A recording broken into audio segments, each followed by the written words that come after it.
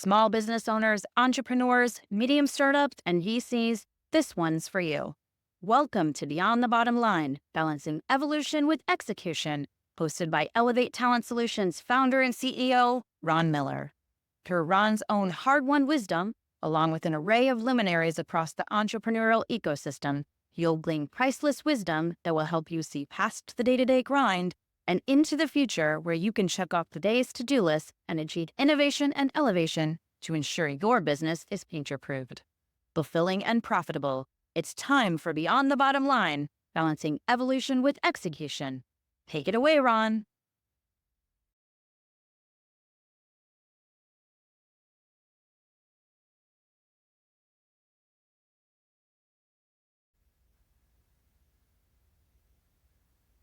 All right. And hey, everybody, welcome to another episode of Beyond the Bottom Line, Balancing Evolution with Execution. Welcome to episode 2.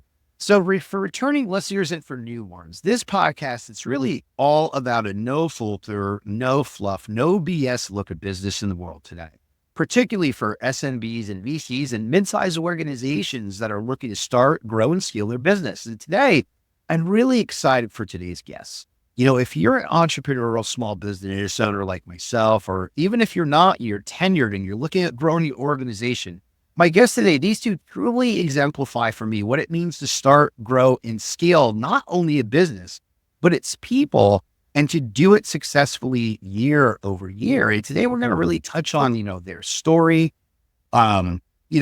how they built their business, what they've learned from their time in the staffing industry, how they developed a very unique culture. Now, I've had the privilege of actually working with them in the past a little bit, and, not only just working with them one-on-one on, little sales, a little direct hire, but in terms of training their team.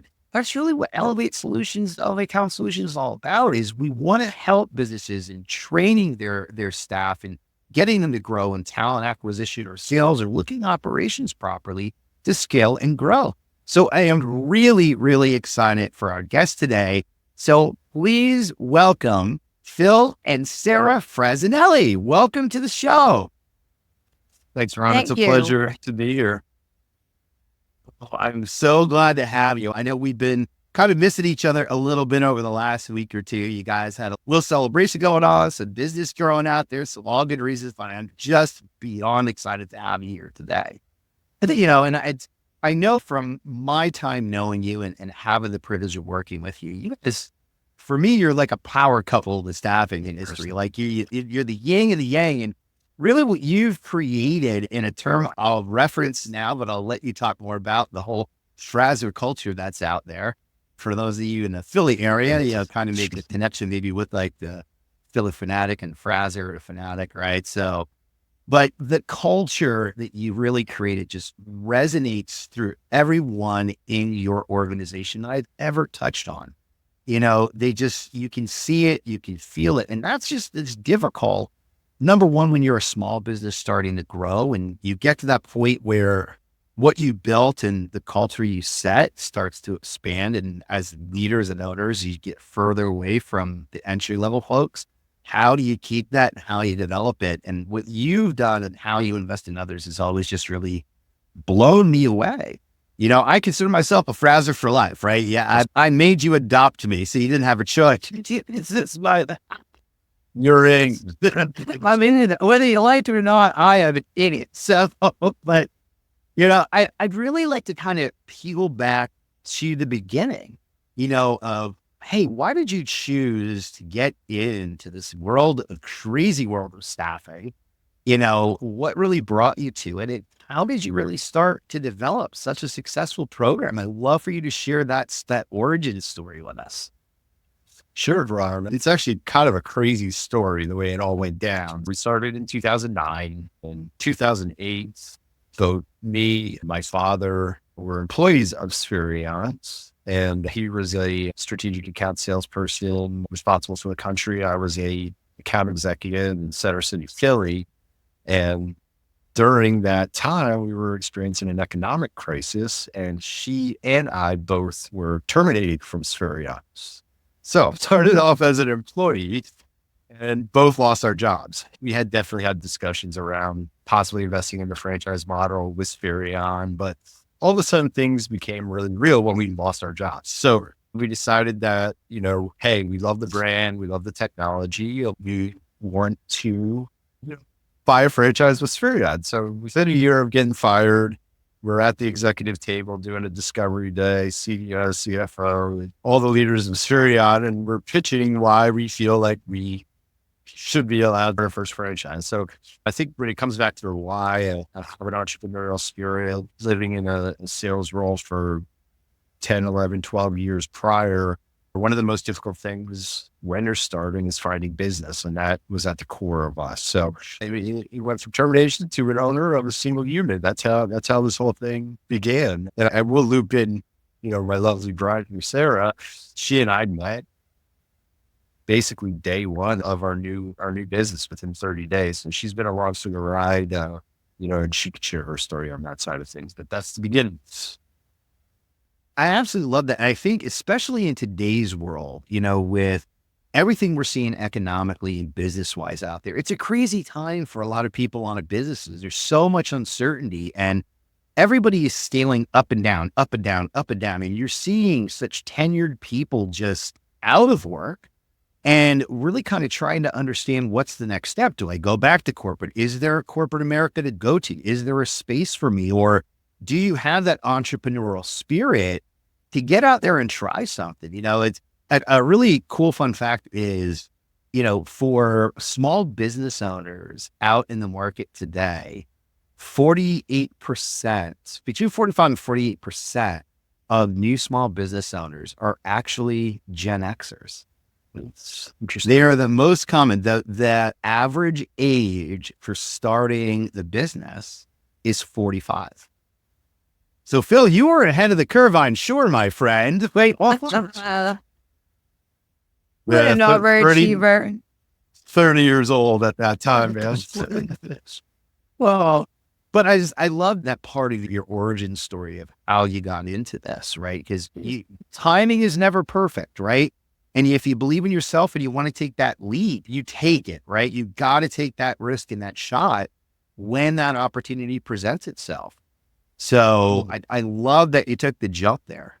I think it's very similar to times right now, right? Like there's uncertainty, there's change. You alluded to, folks that were in corporate world and are no longer in corporate world. And yeah, there never is a perfect time and there never will be. So turn it on.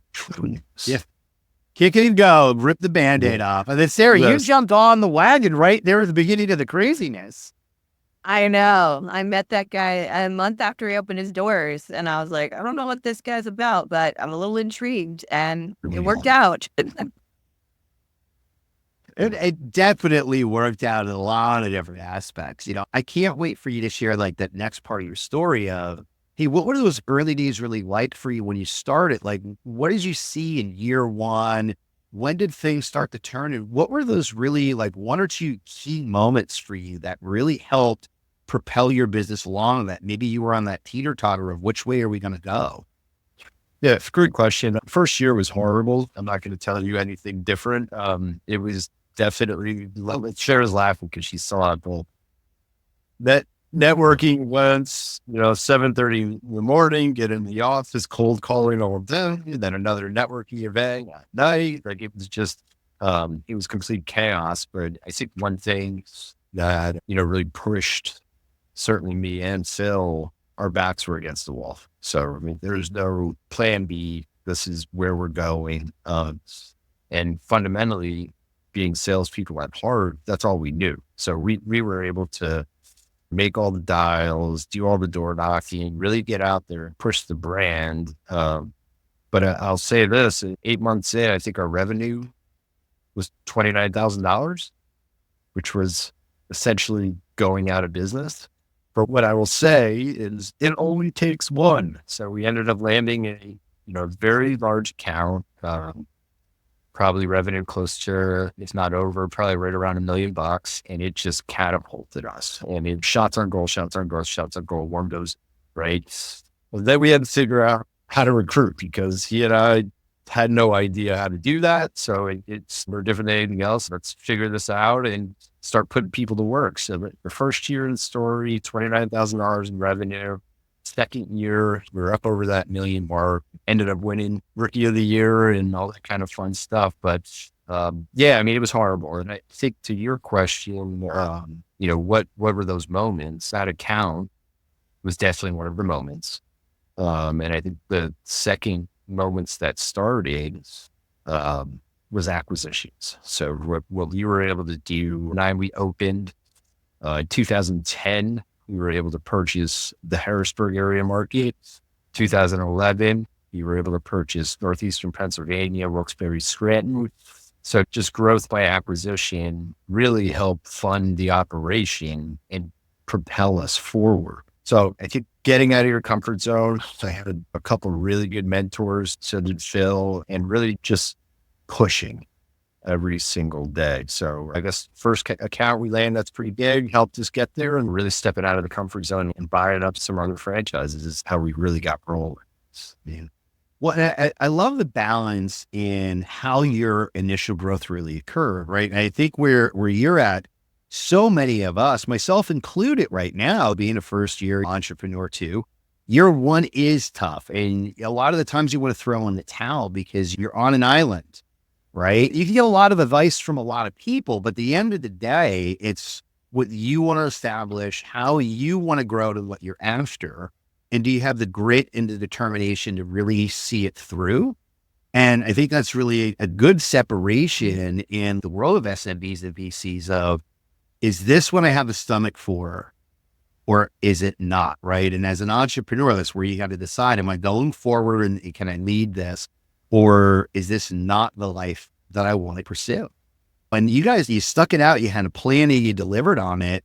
And, from terms of scaling, I think it's very smart, what you did, where you were still chasing organic sales the entire time. You were doing organic sales to push your business forward, but a strategic acquisition of another location can really help jumpstart the direction that you're going. And I think a lot of people in year 2 or 3 can kind of relate to that. What I've seen too is, even from a financial standpoint, in year 2 of a business, there is a lot more funding available to help than there is in the first 18 months.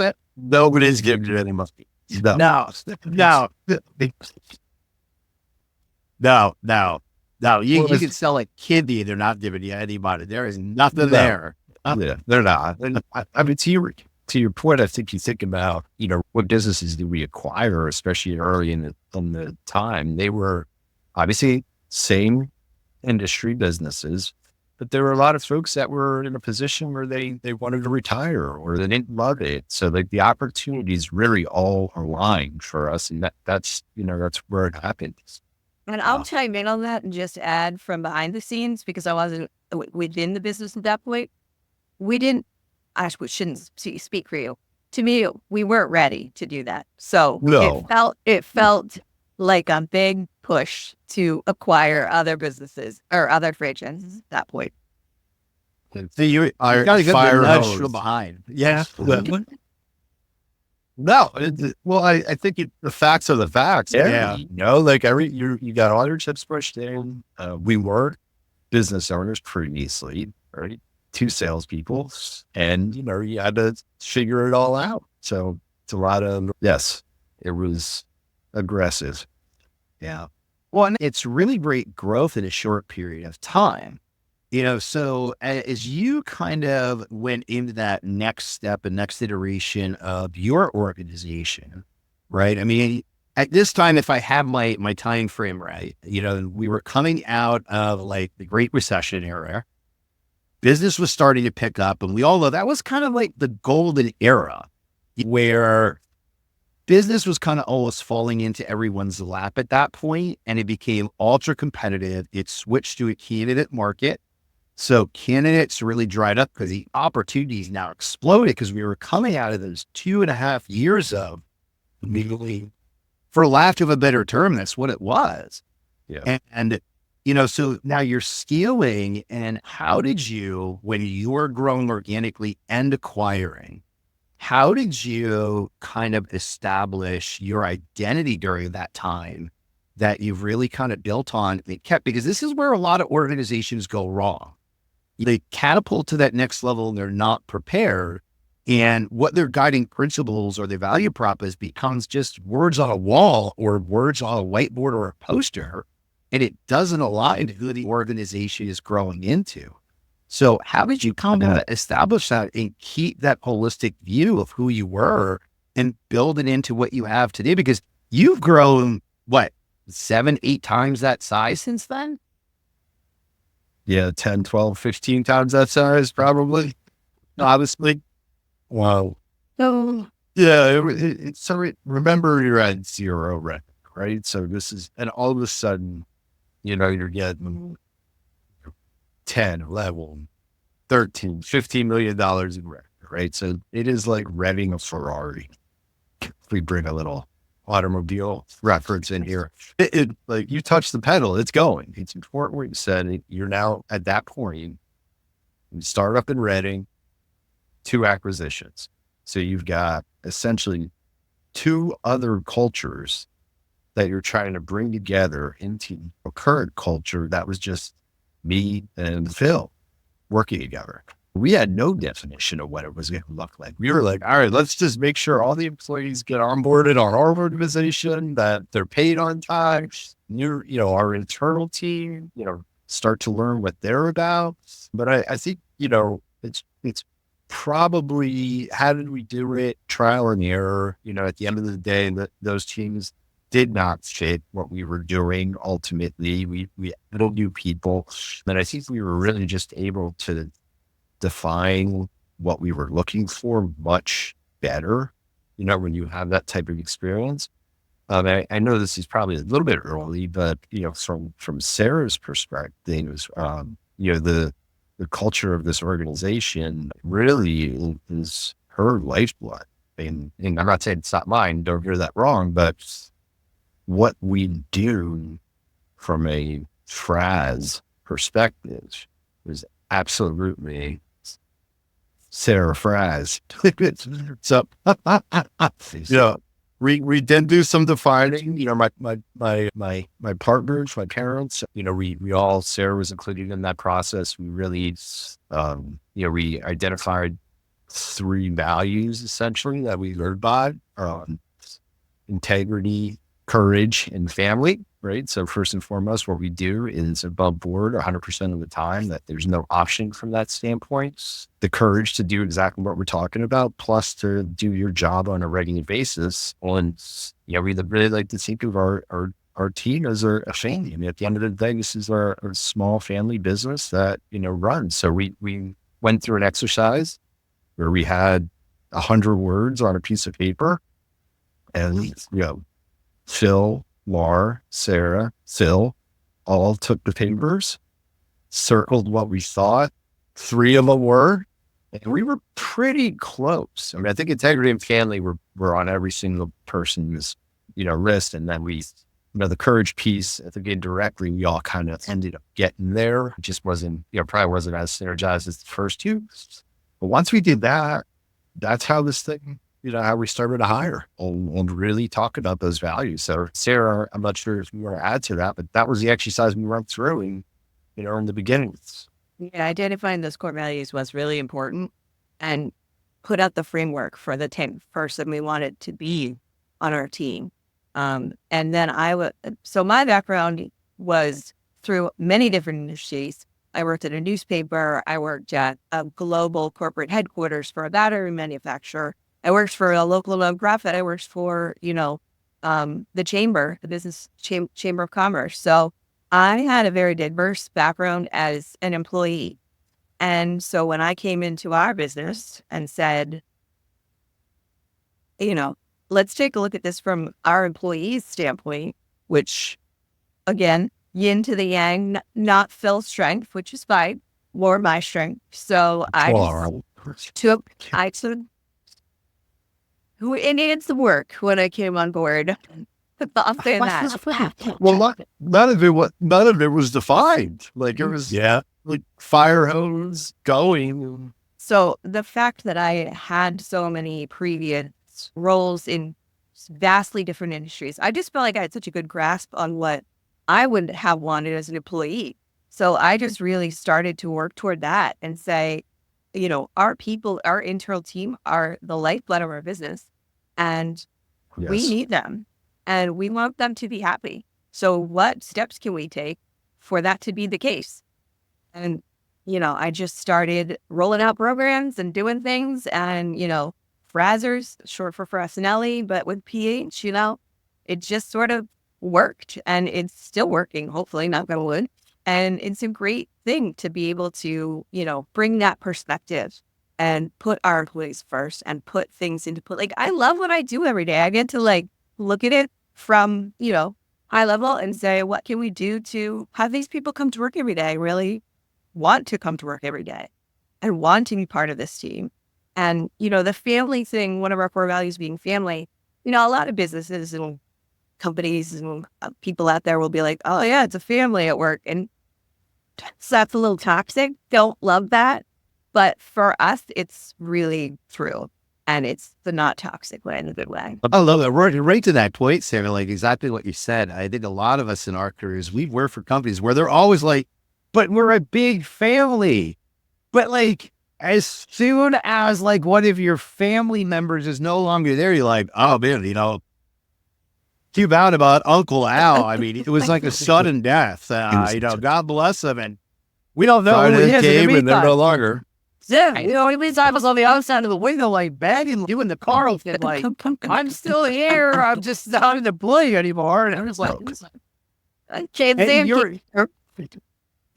you are 100% on. I too think it's a very toxic approach that corporations take when they're like, here we have a family atmosphere. Great. Can you tell me how many of your ex-employees that lost a position with you, but now fall to their own, that you still keep in contact with and support? It's probably one of the most awkward questions that you can ask a potential employer, along with, hey, out of your core values, can you give me an example of one of those in action internally over the last 2 years? Exactly. So it's, Where we I at? but I think You're right. with what, You're right. Yes. what I've seen though firsthand in, listen, I haven't spent, years and months within your organization. I was privileged to touch it at certain points and see what was there real time, what was going on. And that culture that you talk about though is special because they do act as a family. It's rare that you see a group of people that don't all sit in the same office and don't work the same hours and don't have the same jobs, all sit around the same table helping one another. So what you did there was special. It really was. And, I'd love to understand, like, hey, for you as you were growing, what are some of those things, Sarah, especially since you're kind of the heartbeat of this? And it's very evident with that when you do see the group of people together. Everybody loves Phil, but Sarah, everybody, listen, Phil is one of those guys, like, it's tough probably in life to find somebody that says something bad about Phil Frassinelli because he's just a likable guy. Like, he's very energetic. He's very, he's a big talker. He's not a bullshitter. Like, people I can see, like, I was drawn to Phil because of his personality. And we had a lot of commonality. But, it's very similar with you, Sarah, but you are definitely more of that binder that's there. So how do you, as you continue to grow, through that time and where you're growing today, how do you make sure to stay true to that? So I think the first thing is being authentic myself. So, anything that's going on in my life, pretty much the team knows about it. Like, I'm not oversharing, but, I went through a cancer journey this past year and I'm cancer free now, but, it was a lot and my team knew what was going on. So I think it starts with me being authentic and sharing what's really going on because, business, life, it's all intertwined and you don't come into your office and shut the door on the rest of it and it's gone. It's with you. So setting that example from that standpoint and, allowing them to then bring their whole selves to work and bring their troubles and issues and things that they're struggling with to the table. And, we support them. So I think part of it starts with me. And then, from there, just having it an open door policy, which again, this is another phrase I don't really love because it's great, but it's not, because nobody really takes advantage of it. But more of a, I'm here if you need to talk. If you need to talk about business, I'm here. If you need to talk about something personal, I'm here. So just being the glue that they have that outlet to access if they need it. And, every day, embodying that attitude and moving forward and being supportive. I love that. And like in staffing, we always have that phrase, like we like to under promise and over deliver to customers, right? But I think as you develop a culture, it's more of be who you are and do what you say you're going to do. Correct. First. And I I think, think all, go ahead. No, I think, you're talking about scaling, you're talking about multiple locations, you're talking about a disjointed staff, meaning physically, not, you'll still be able to maintain that connections. But I think hiring, now it's not possible to hire Sarah. We won't let that happen. But finding that person that's going to own the culture piece, right? And it's, when especially as you're growing, you're Robert Peter to pay call, you're trying to make sure is taken care of. But at points, it's like hiring a salesperson. When do you do it, right? Is it the egg or is it the chicken, right? How does that all work? Hiring that culture champion. I mean, because frankly, you're so much going on for all of us. Nobody has eyes on it constantly. Sarah holds true all the time, whether that's a discussion at home, at dinner, or, we're talking about for hours, and our people are first before anything. I just feel like that hire, was critical to build your culture correctly. Yeah. I'd like to also say, day to day, when you live in this business, you do this business, you're just in it and you don't have time to sometimes think about those things. So like he said, having someone who can think about those things is key. So, putting things in place like summer Fridays where we do a rotating, they get to leave early on a Friday, bridge by bridge, a couple Fridays during the summer, each of them get a program like Fantastic Fraser. So they can nominate one of their colleagues if their colleague is gone above and beyond for them. And then we recognize them on our team call. They get a gift card, just putting things in place that recognize people, that make people feel good, and realizing also, which is a key, that there is no one size fits all solution for all employees. It's individual. What matters to one employee won't matter to another employee. Oh yeah, this person over here could love summer Fridays. This person over here could care less. So you really have to tailor what you're doing and know your people and bring to the table what they want and what they're looking for individually, not as a one size fits all. Yeah. Or I think it's important to note too, Sarah, every single hire gets a questionnaire, right? Tell me about you. Right? What do you like? What do you not like? Do you have a pet? Right? Like any of that stuff that's obtained day one. And, the relationships go from there. I think just a simple piece that seems simple, but not always acknowledged. Every single birthday, right? We're celebrating that on our weekly team call. There's an email that goes out to the full teams. Anniversaries, your year, your 2 years, your 3 year, all that stuff. There's, things that I feel would matter to the crew. Yeah. It does. It is important. And it's important to note too that, like you said earlier, disjointed location wise, and in the middle of a pandemic, that also happened. So there are a lot of hurdles. I don't want to say that there weren't hurdles, because there were hurdles. A global pandemic, and then, different locations, and making sure you're doing everything remotely and still making people feel part of the fold, and some people work on their own for most of the time. So making sure everyone feel included.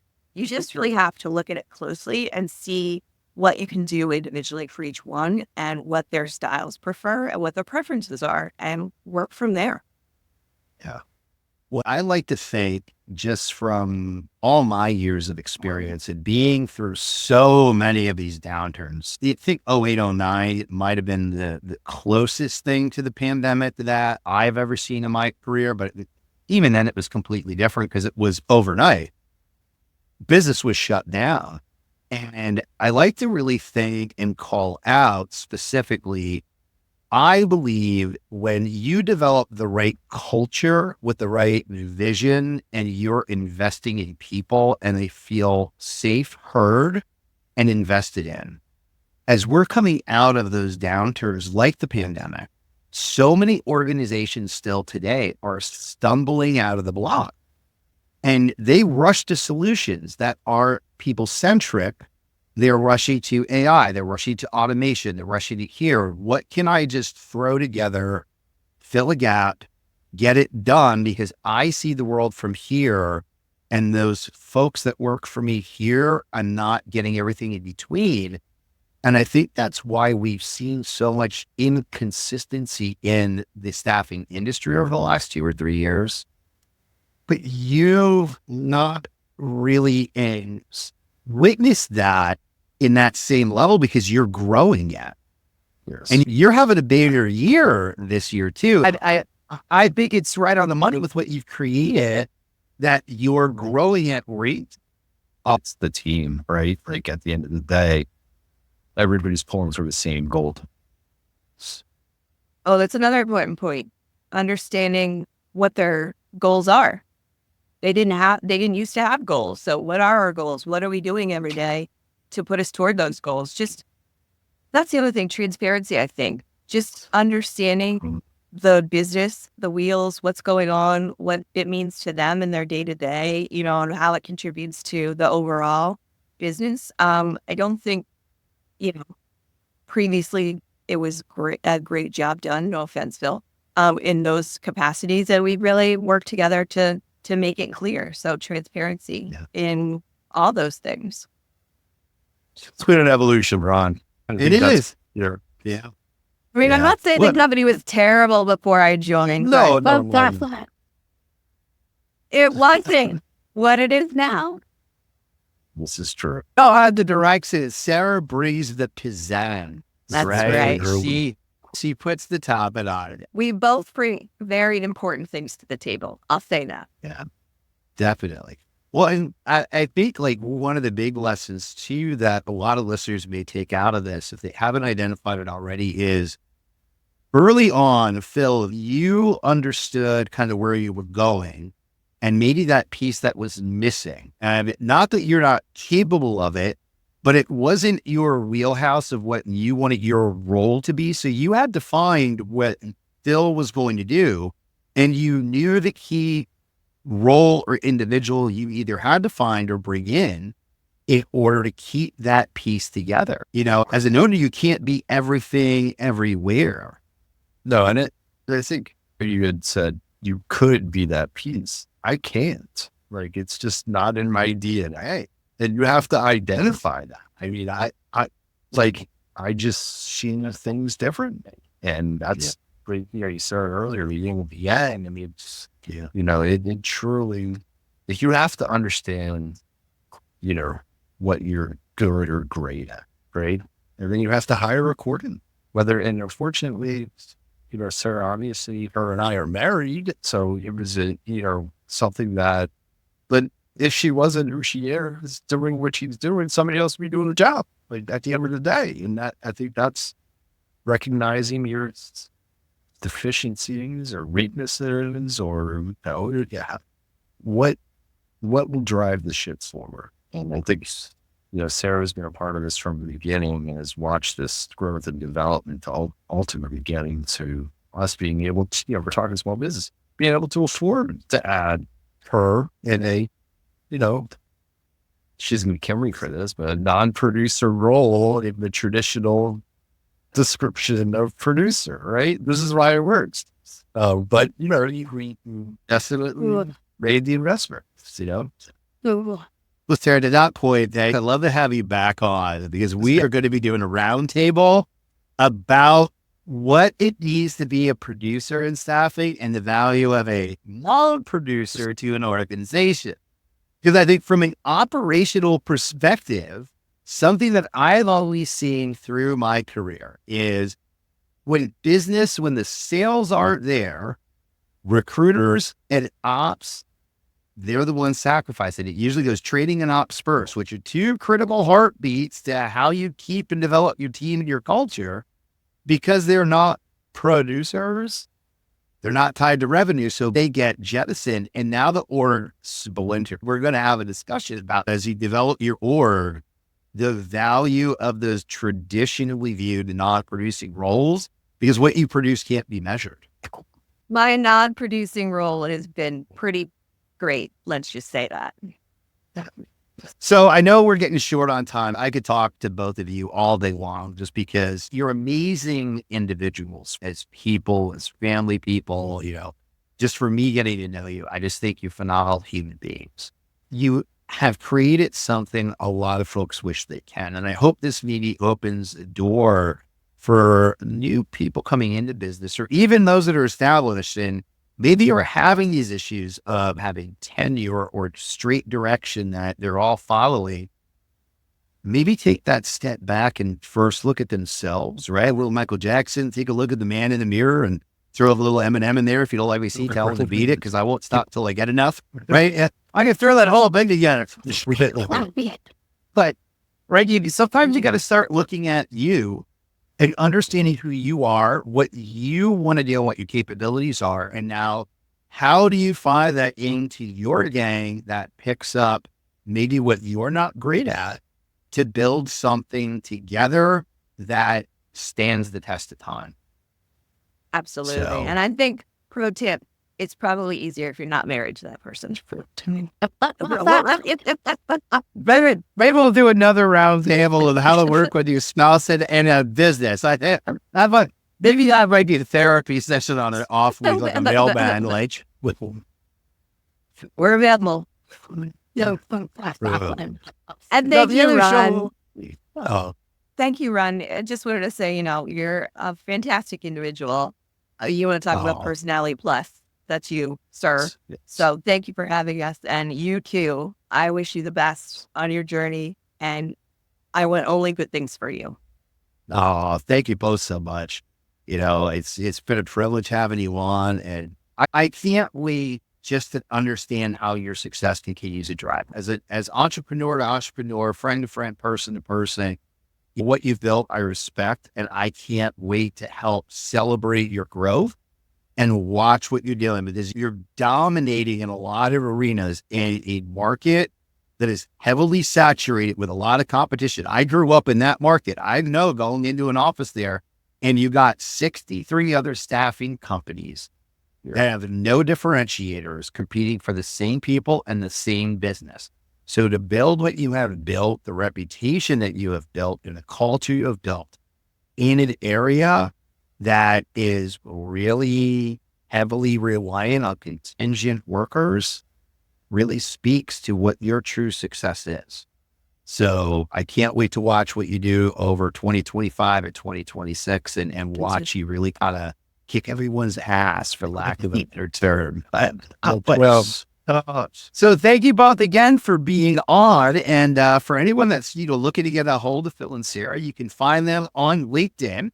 Or if you are interested in talking to them, maybe you're a future customer, you want to learn about what kind of labor they offer, or what direct hire they can help you with, or if they can help you direct hire, look me up. Happy to do that too. But where else can people find you guys? LinkedIn's probably the best. Awesome. Track Awesome. us down on LinkedIn. We look forward to seeing you. All right. Well, thank you both for being on. Have a great rest of your day. And I look forward to hopefully having you back on the show again soon. Thanks, Appreciate it, Ron. Ron. Thanks for. All right. And everyone, thanks again for listening today. I really appreciate your time. I hope you enjoyed our meeting with Phil and Sara.